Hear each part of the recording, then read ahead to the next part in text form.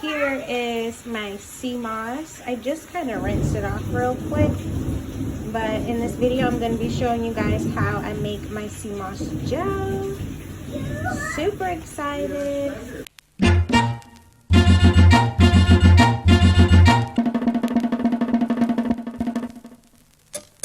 Alright you guys, so how I start off my sea moss after I fully just rinse it off.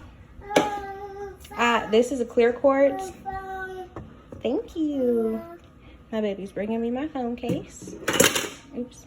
So this is a clear quartz. I'm just putting it in this bowl right here.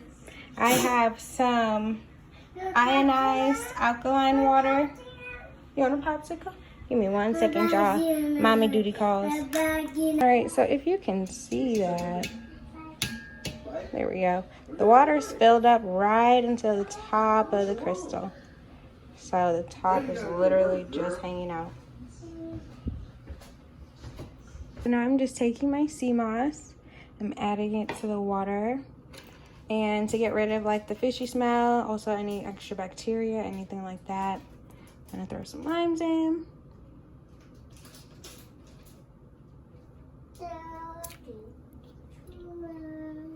That's my sea moss. I'm gonna let this soak overnight.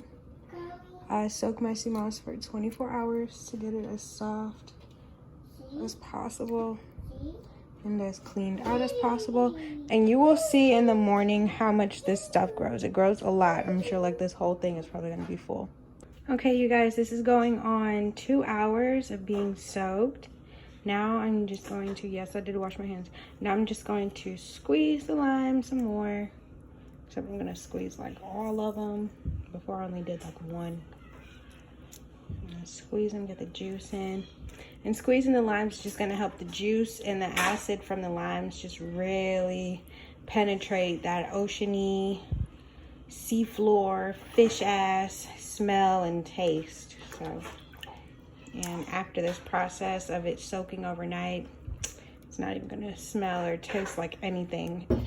All right, you guys, it is the next day. The sea moss has definitely grown and done its course overnight. I'm gonna give you guys a quick look. This is what we're looking at right now. Very nice.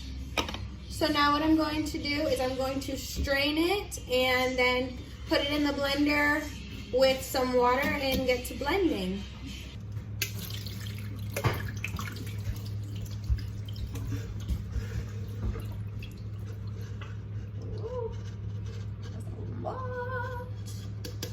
It's a lot of goody goodness.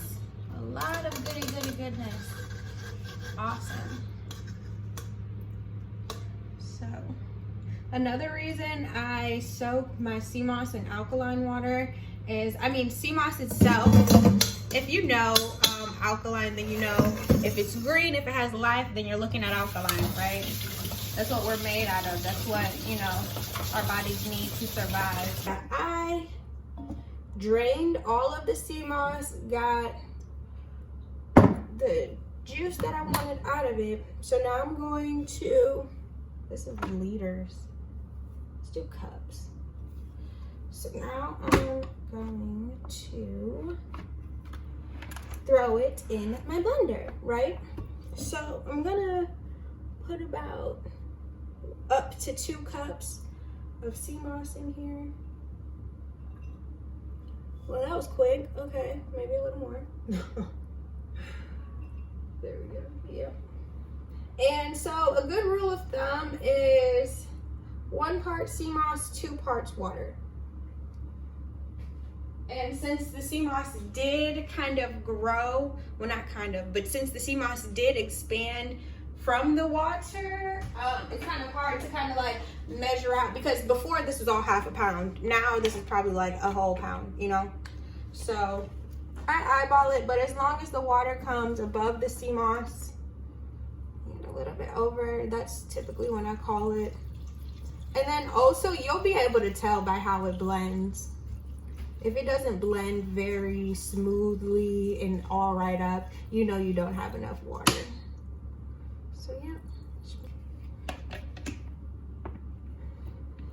And I am going to hit liquefy.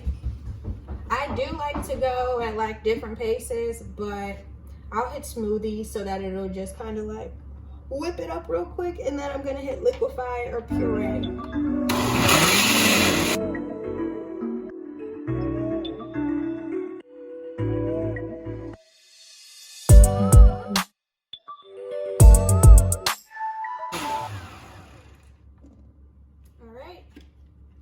So from here it looks pretty smooth. I'm gonna go in with a spoon and also check, but I mean, look how smooth that is. One rule of thumb I also like to use is looking at the top. You know when something's really smoothly blended, when you're not seeing a whole lot of clumps come through the top.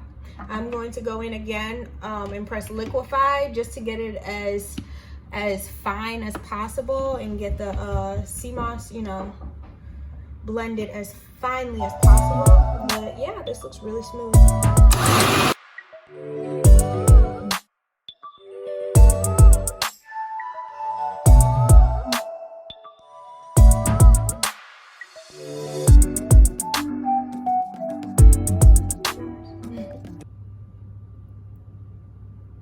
So it feels extra smooth, very good consistency.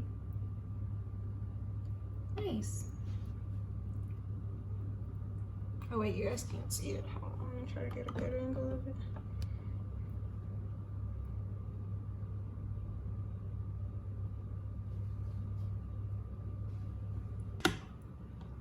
So now before I blend this other sea moss really quick, I'm gonna show you guys me jarring my sea moss.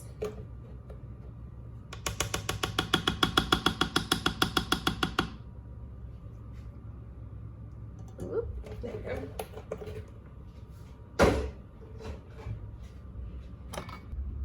go. Here I have two 16-ounce jars and an 8-ounce jar. This is what I actually sew my sea moss in, my small and larges. So now I'm just going to fill them up with my sea moss. Here for you guys. And again, this stuff can last 3 weeks in the fridge and up to 6 months if frozen. So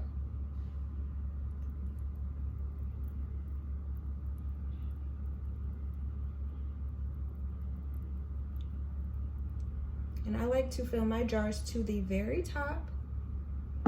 I give it a little bit of room, but not too much, because you don't even want to have too much airspace for bacteria to be able to breed or anything like that. So look at that, beautiful. Jar number 2.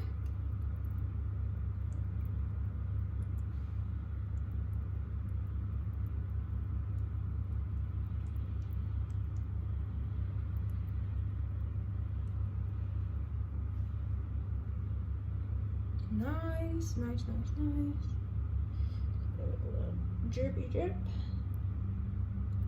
There you go. And from the looks of this, I don't even think I'll have enough to put in the 8-ounce just yet. So I'm going to blend up the rest of the sea moss that I do have. Is that sea moss on the front of it? No, I'm tripping. I'm gonna blend up the rest of the sea moss that I do have with some more alkaline water, and then put the rest in some jars as well. But yeah, that's basically, no, that is it. After this, I would either refrigerate it or leave it out depending on what I'm using it for. I refrigerate it just to give it a long shelf life. When I use it, I don't have it cold. I either leave it out either like an hour or so, depending on how much I'm using, before I use it, or I just warm it up in the microwave. Personally, I don't really like warming it up. I think, you know, with the radiation and everything, especially when you're trying to go to a holistic way of living, just leaving it out in room temperature for it to warm up itself naturally would be better. But yeah, that's about it. I'm gonna finish off this sea moss and that's it. Thanks for watching. Make sure you guys go purchase some sea moss over at refreshbodycare.com. I also have sea moss face serum and many other products for your holistic needs. But like, subscribe, subscribe, and share this video. Thanks, you guys.